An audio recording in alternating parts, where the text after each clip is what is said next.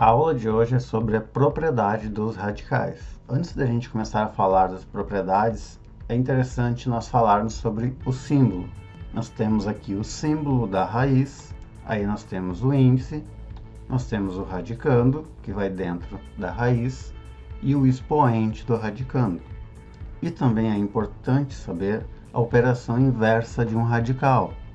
Por exemplo, a operação inversa da adição é a subtração.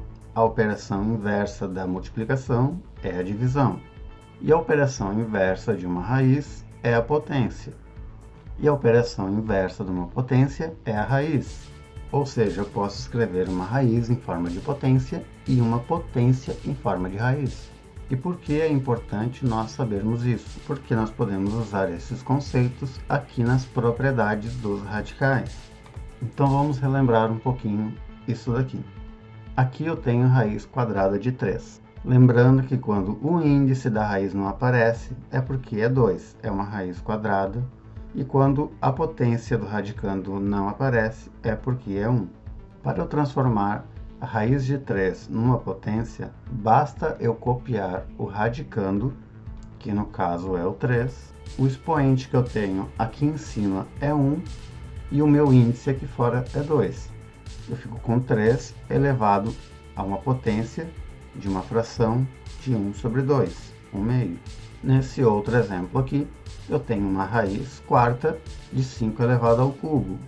Eu copio aqui o 5, o meu expoente do radicando é o meu numerador e o meu índice é o denominador. Então eu fico com 5 elevado a uma potência de 3 sobre 4.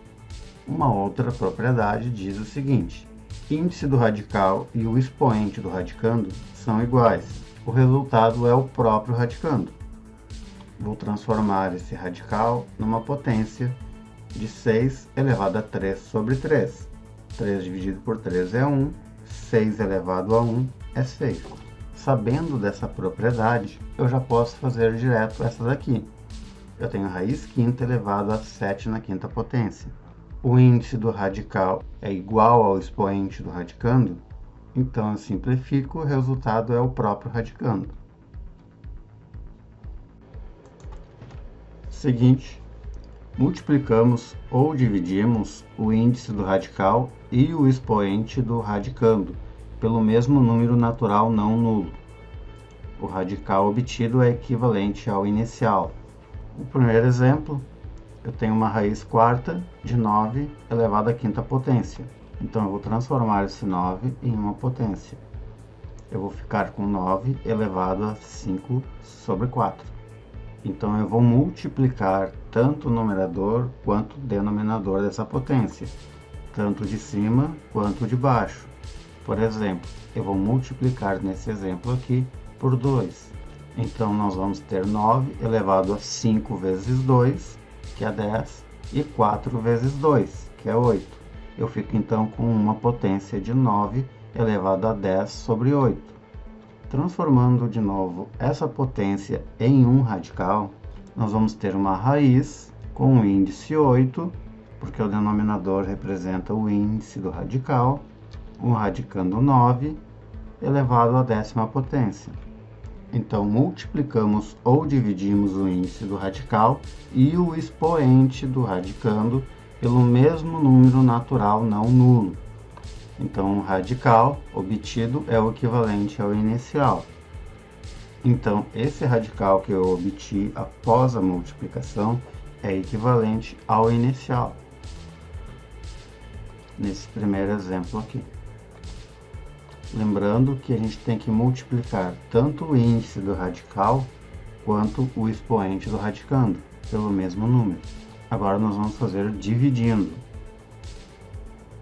Então aqui eu tenho raiz quarta de 8 elevado à sexta potência. Transformando isso daqui em uma potência, eu vou ficar com 8 elevado a 6 quartos. E agora nós vamos dividir. Eu vou usar o 2 de novo. Assim como na multiplicação, eu multipliquei o numerador e o denominador, nesse caso aqui eu vou dividir tanto o 6 quanto o 4. e eu vou ficar com 8 elevado a 3 meios. Transformando isso daqui de novo em um radical, eu vou ter raiz quadrada de 8 elevado ao cubo. Então, o radical obtido é equivalente ao inicial.